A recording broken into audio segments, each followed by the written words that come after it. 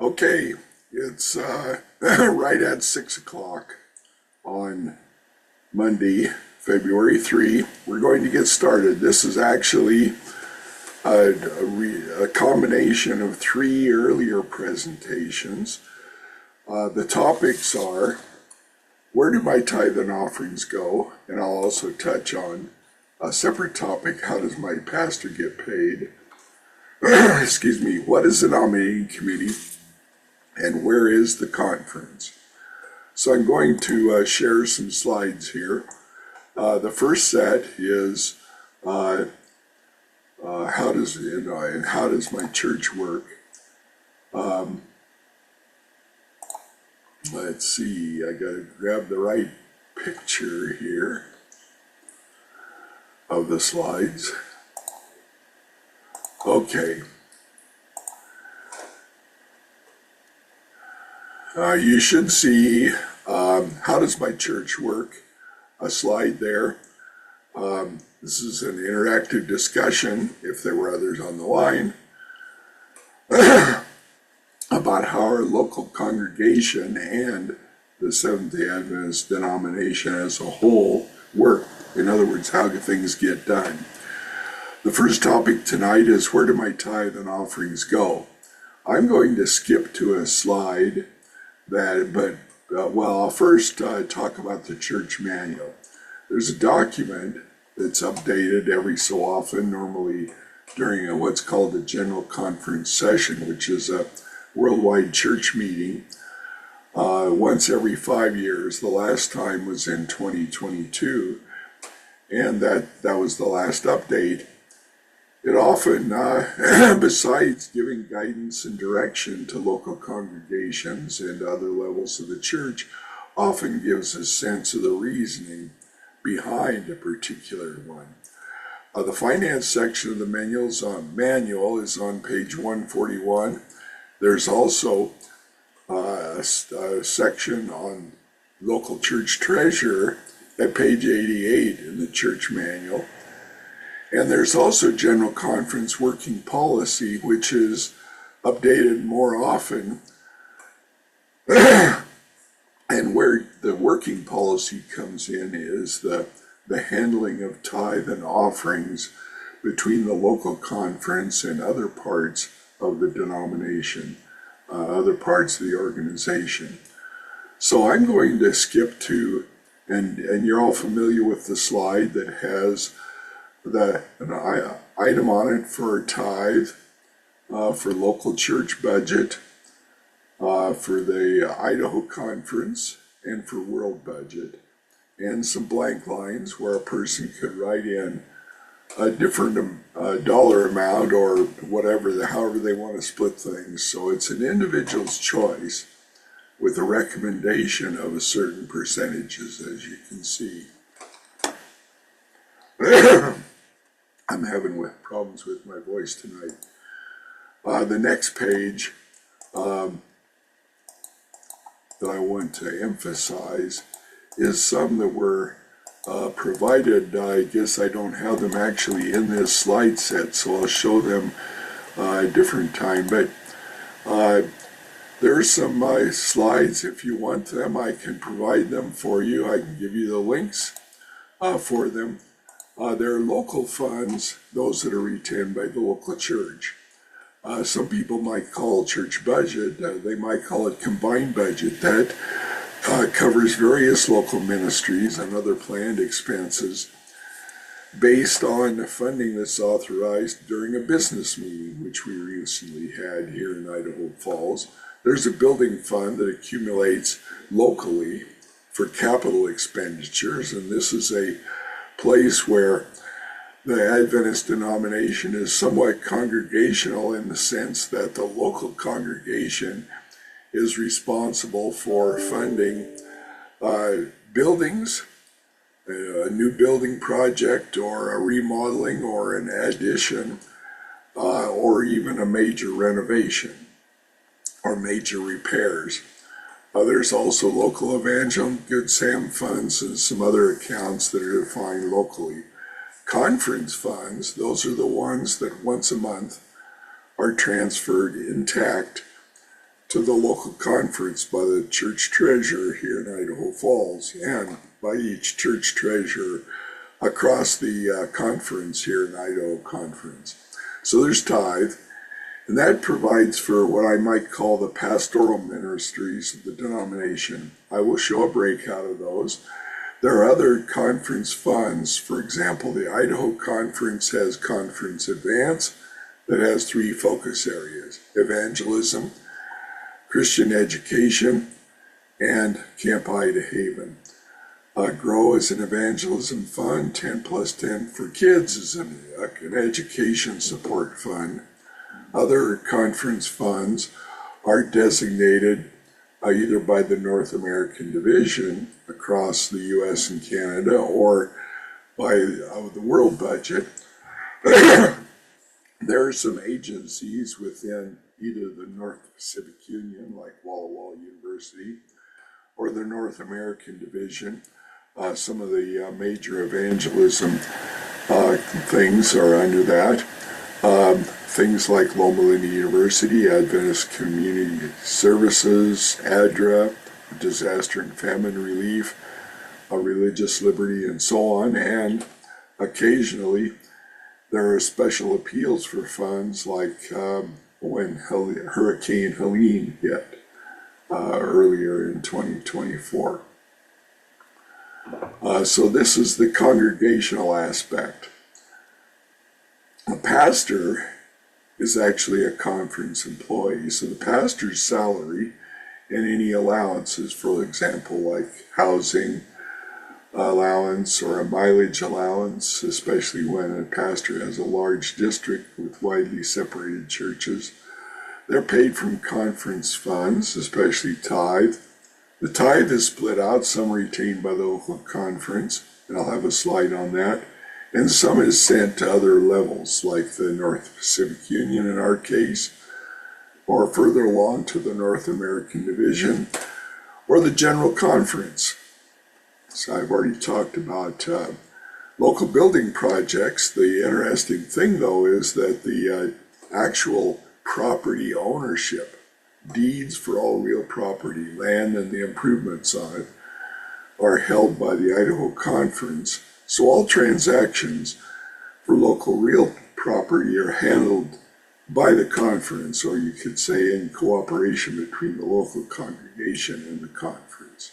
Sales, major building projects, and so on. Major building projects being funded by the local congregation, but the legal aspects, including ownership, are at the conference level. You can give online. There's a website. That link will take you to the one particularly for the Idaho Falls Church. It presents a virtual offering envelope that you can use. You'll need to set up an account of your own so you can reuse it later, but you can give, I guess you could call it as a guest or anonymously. And the website transfers the funds periodically, I think it's monthly, to the local church treasurer.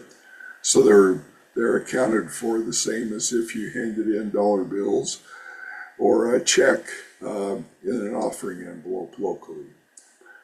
So I have a picture here of the Idaho Falls Adventist Giving link, and you can see some aspects of the what I call a virtual tithe envelope there. Again, monthly reporting to the local conference, a remittance, that's the check with a report of what it's for, of conference funds, is sent in once a month, closing after the end of a particular calendar month. And then the local church treasurer is also preparing receipts for donations that people make, and also preparing reports for the local church board and a summary, a monthly report and also an annual summary report. So there's auditing that's done by the conference of things like the local church funds, or if there was a school, same thing with the auditing of the school's financial accounts. If one wants to give some assets, perhaps after they die, or even while they're alive, there are some options for giving assets to the denomination. That's usually handled through the Idaho Conference office itself, plan, giving, and trust services. And there are some slides and a couple websites if you care to look at them there. Okay, so I'm going to go to some slides that were provided by the local conference treasurer. I'm going to open up a document here and share it. This is a PowerPoint when it opens. And let's see. So you should be able to see this document, but I'll make sure. Okay, you should be seeing it now. I see it highlighted on mine. This is a set of slides that were made, and I'm going to skip through several of them. And I'm willing to send this set of slides to you, but it goes back to, the creation story, how things progressed over the years, both for Adam and Eve and for others. The apostles and prophets, church leaders in more recent years during the Reformation especially, some early church leaders in the Adventist church. This is the elders conference that was held at the Idaho Conference, the campgrounds at Idahaven, and some information about the conference. This is the key chart. You'll notice that there's at the top the red coin, I'll call it, representing the tithe that Idaho Conference churches send to the conference. So this is across all churches within the Idaho Conference. Goes to the Idaho Conference as a whole. So no church retains tithe. Monthly, the tithe is passed on to the conference. Then it is split out. And I'm going to, there's one more slide that maybe makes it more visible. But about 13% of it currently, and this is where a general conference working policy comes in. These percentages are set annually as needed. So the General Conference and North American Division, 13% of Idaho's tithe goes there. The North Pacific Union, 9% is sent there. Special assistance is a small fund. Healthcare and retirement benefits for conference employees get those respective percentages of tithe. Walwell University gets 3%. The Gem State Adventist Academy gets 5.2%. And over on the right, you have indirect expenses and direct expenses. You could think of direct expenses as being tied, the pastor's salaries, and indirect expenses are things to run the conference office, including the leaders of various conference functions like education or the camp, the summer camp, or other things like that. I'm going to go to the next slide because it presents the same numbers just as a pie chart. So again, I'll work around from the General Conference and North American Division, 13%. From 12 to 2 o'clock, if you want to call it on the clock. North Pacific Union gets 9%. Healthcare and retirement benefits, the forest green and turquoise, those are for conference employees, including the pastor. So that's where the conference pays for healthcare costs and for retirement benefits. Again, Walla Walla College gets some, the Academy gets some. Let's see. And then we get to where the salaries are paid from.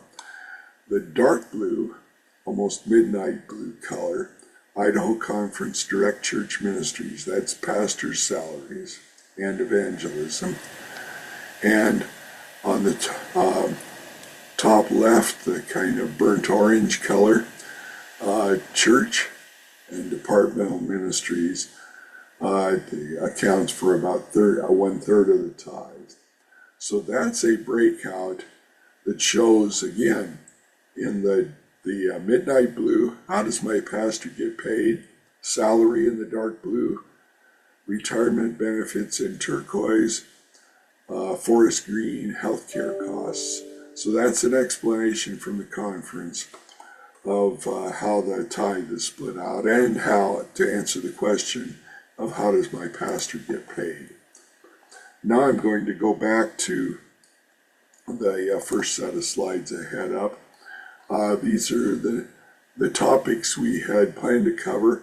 I'm going to hit the next topic. What is the nominating committee? I have a set of slides for that, which I'm going to share with you now. If I can get my Zoom thing to work right here. Okay, here we go. How does my church work? This is nominating committee. So what is a nominating committee? First off, I could recap this about the finance. How does my pastor get paid? But I won't cover that. Diverting for a moment to the church manual. The nominating committee section in the church manual starts on page 116 and has position descriptions for those who serve in the local congregation that begin on page 74 and goes for a number of pages. So a nominating committee is how a local church organizes itself in terms of particular individuals to serve in particular roles. So a nominating committee is selected by the congregation, and it's actually the nominating committee, once it is constituted, is a committee that reports directly to the congregation. It isn't a subcommittee of the church board, which is a separate topic entirely. And the set of officers, whatever number of positions are needed, is really dependent on the needs of the local church. Some churches, a larger church, might have multiple people, more elders, for example, or more roles that people fill. Whereas a small church obviously is going to have fewer people, perhaps fewer roles that are being fulfilled. Normally a slate of officers serves for a year or two as decided by the congregation.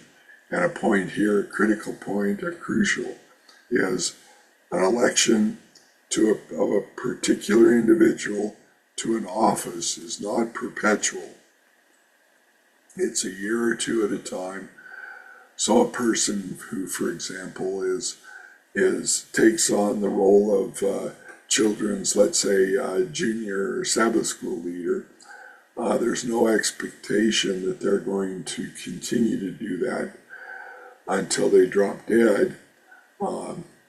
They could if they wished, and the church is good with them continuing, but there's no expectation that particular role is going to be that particular person's job forever.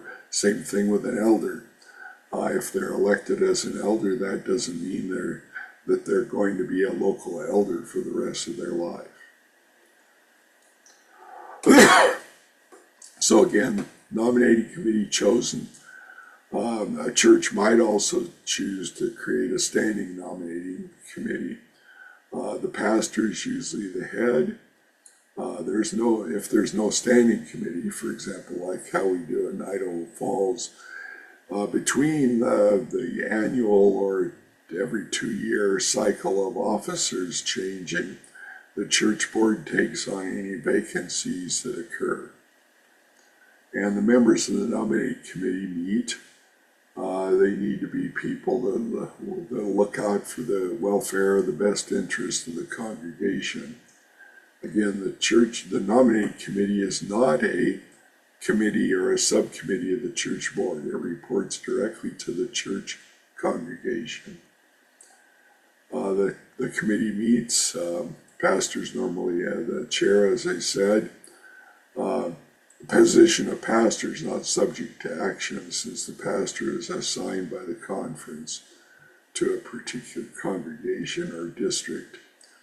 And the persons nominated for a particular position or role need to be a local member in regular standing, and they also need to agree to take on the role or the position.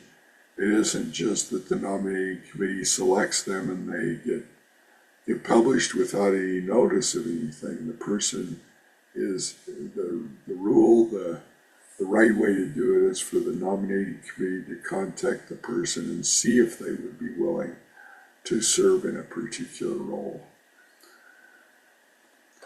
Some comments. The discussions of the nominating committee are confidential. They're going to be talking sometimes pretty personal information, sensitive information about individual church members. Church members can request to appear before the nominating committee, either to make suggestions for a particular office or role, or if there are some objections. But the committee, after such an appearance, would normally return to its, if you could call it that, its executive session. The committee members only after the appearance has been made. And when the report is made, that would be one place where a church member who might object would be asked to come to the next meeting of the nominating committee. But the person shouldn't just stand up in church service and when the nominating committee report is being read and state their objection right then. Normally they would be asked to come to the nominating committee. The report is presented at least twice. The first presentation is called the first reading. So it's basically, you could say, the nominating committee is putting it out there for people to consider. The next week or a week or two, perhaps later, at a church service, the second reading occurs. And if there are no objections, then the church would vote on to either accept or reject the report. If there are some objections raised, the nominating committee needs to arrange with those who have objections so that the committee can hear their concerns and deal with it. And after the report is presented and accepted, then the nominating committee ceases to exist unless the congregation has set it up as a standing committee. One key point at the end here, the members who are on the nominating committee still have to maintain the confidentiality of the discussions of the nominating committee. And, similar to the local congregation, local conferences, union conferences, and so on, also have a nominating committee process to come up with a list of candidates to recommend when there's a session, say, of a local conference, the constituency meeting, for example. Those usually happen every 4 or 5 years. Again, here in the Idaho Conference, that there was a special constituency meeting this past fall to consider the sale of some land that the conference owned and had assigned to Gem State Academy. Delegates for those, and also members of the conference nominating committee, delegates for a constituency session are voted by the membership of the individual local churches. The conference will give them a count based on their membership level and a count of delegates, and each local church needs to choose that many delegates and a couple or 3 alternates just to make sure that the congregation is well represented. The alternates wouldn't be able to vote if any of the nominated delegates are available. and a similar kind of delegates for next level up. For example, all the local conferences would appoint delegates for the union conference constituency meeting. And I have a reference here to the church manual for some of that information if you care to do it. And I can send you a PDF if you're interested of the church manual.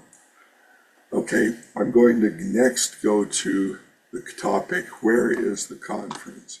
And for this one, I don't have a set of PowerPoint slides, but I do have a Word document, which I'm going to bring up here.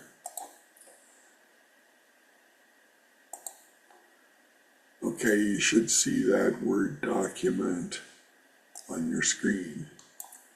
And I'm starting at the top level of the conference, at the General Conference of Seventh-day Adventists, the top level throughout the world of the Adventist denomination. So there are multiple other divisions, but in our case, the key for us is the North American division. So there are divisions that are generally geographically oriented across the world.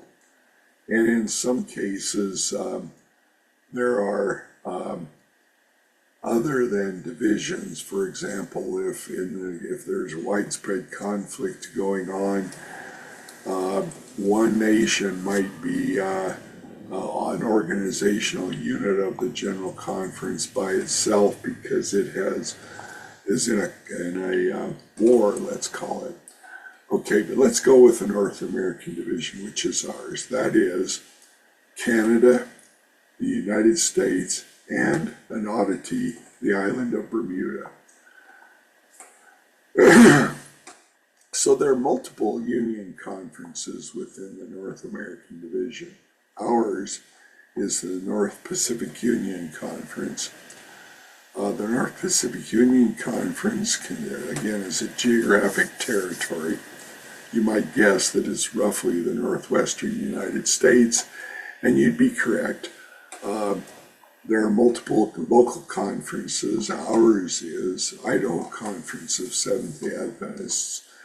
The other conferences, the other local conferences in the North Pacific Union Conference are the Oregon Conference, which is really Western Oregon. It goes to approximately the Dalles along the Columbia River. Bend is part of it, and some remote congregations, and they're small because they're small towns, in southern central Oregon, for example. Lakeview, Klamath Falls, Christmas Valley are part of the Oregon Conference. But the Idaho Conference consists of, and it's not all the state of Idaho, it consists of southern Idaho churches up to about as far north as Lewiston, or actually not as far as Lewiston, I guess, and parts of eastern Oregon. For example, John Day and Dayville and Long Creek, which are somewhat west of John Day in Oregon. They're part of the Idaho Conference, as is Baker and LeGrand. And also Elgin, which is that Elgin is about the northwestern extent of the Idaho Conference in Oregon. Other local conferences, there's the Washington Conference, which could have been called the Western Washington Conference because churches to the east of the top of the Cascades are not part of the Washington Conference. They're another one that I'll get to.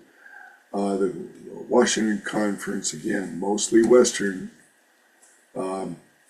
Washington. However, some conferences that are in the southwestern part of the state of Washington, are actually part of the Oregon Conference. For example, Longview and Vancouver, just to give two examples, are part of the Oregon Conference. Some anomalies that come from historical times of how churches spawned other churches over time. Another conference is called the local conference within the North Pacific Union is the Upper Columbia Conference. It includes northern Idaho, north of Lewiston, and eastern Washington. For example, Wenatchee and Yakima are part of the Upper Columbia Conference. And it includes a portion of northeastern Oregon. For example, Hermiston, Pendleton are part of the Upper Columbia Conference. Sort of tied to the Columbia River, but again, it had to do with early evangelism efforts and spread from parent or mother churches to churches that they spawned. The Montana Conference and the Alaska Conference are probably more correctly geographically aligned with the extent of the state that they're named after than the other conferences. So in the Upper Columbia, in the North Pacific Union, you have 6 conferences: Washington, Oregon, Upper Columbia, Idaho, Montana, and Alaska. The Adventist Church in Canada is completely a separate union from any of the unions in the United States territory. Okay, going on to the next page. So I've described there the North American Division, North Pacific Union Conference. North Pacific Union Conference also operates Walla Walla University, also has some Adventist health organizations that, for example, operate a hospital in Portland, a hospital in Tillamook, a hospital in the Dalles, and also operate some medical clinics and other kinds of facilities throughout I'll call it the greater Portland area. Tillamook's pretty far from Portland, but again, a doctor's office, emergency or urgent care clinics, those kinds of things. The Idaho Conference, as I said, is southern Idaho, not the Panhandle though, and part of eastern Oregon. So there's 6 counties. I mentioned the other North Pacific Union conferences. The Utah-Nevada Conference is part of the a separate union conference, as is the Rocky Mountain Conference, which includes Wyoming and Colorado. So those are local conferences that are next to the join up or butt up against the Idaho Conference. As far as the Idaho Conference administration, there are about 15 staff at an office in Boise. And of course, they're responsible for operation of the church across all the churches and schools and throughout the Idaho Conference. There are 51 churches in the Idaho Conference, about 6,500 members. There are 12 or 11, depending on which time you count, elementary schools, plus 3 that are either standalone pre-kindergarten or kindergarten or are part of one of the 11. We have a summer camp at Idahaven that's located on the southeast side of Payette Lake, close to McCall, Idaho. We operate a senior academy, grades 9 through 12, that's located on the outskirts, or well, not so much outskirts anymore, of Caldwell. It has dormitories for students who stay there for a month or 2 at a time and get some home leaves, but stay overnight. It also has some what are called day students, the local community student who attend. And there's a media ministry, a radio station called KTSY that's Christian music and commentary. And just to mention some sort of variances, some union conferences also have what are called regional conferences that represent kind of a dark period when Black or African American pastors were not really given the congregations were not integrated.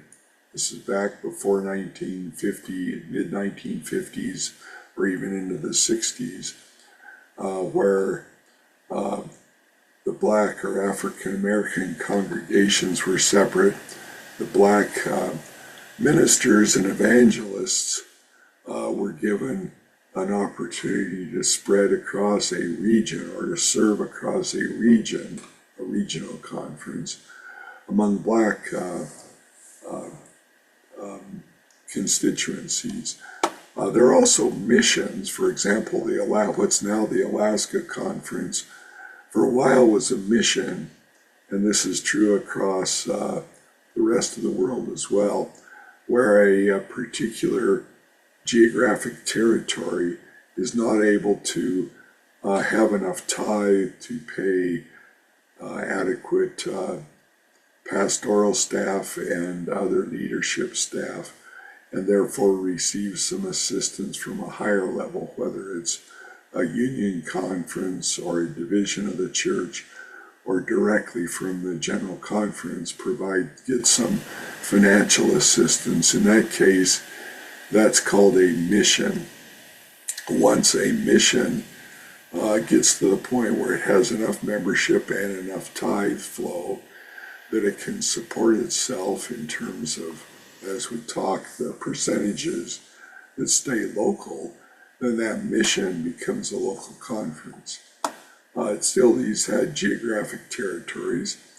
There are also some conferences or union conferences that have specific ministries.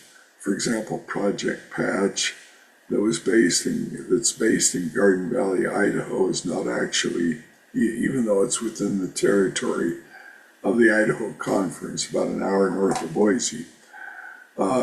It's not actually an entity of the Idaho Conference. I believe it's a separate ministry, but would probably be classified as under the North American Division. Okay, so that's the topics that we were going to cover tonight. Where do my tithe and offerings go? What is a nominating committee? Where is the conference?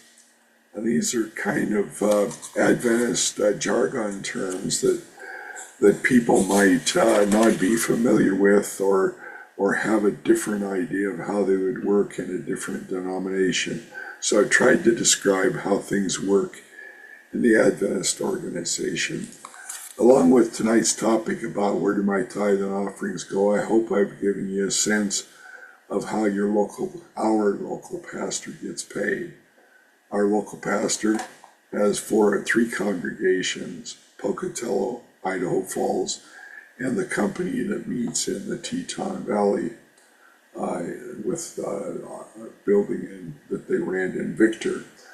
So our pastor has three churches, three local congregations that operate pretty much independently of each other, except that they coordinate, for example, on the Eastern Idaho State Fair annually, and they are also part of the Idaho Conference. Tithe flows to the conference, local funds stay local. The local church is responsible for building projects, for funding those, but the conference is actually the legal entity that holds the deed, the title to real property. I hope this has been helpful tonight. If you're watching this at a later time, if you have questions as a result of it, obviously you can't do it interactively, but we can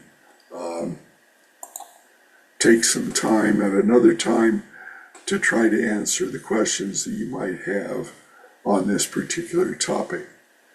Thanks a lot for your time. I am going to do one more because I failed to record one session. I'm going to do a session at some point that recaps who is the board. When you hear that term, the board decided such and such, or the board's having a meeting today.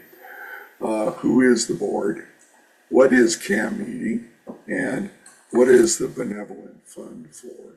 You can watch for that one, as well as the 3 topics that I do already have recorded. What is a business meeting? How does my pastor get paid? Again, more replication from this one. And what is the building fund used for? That one will be available also. I recorded it in the past. Thank you. Bye.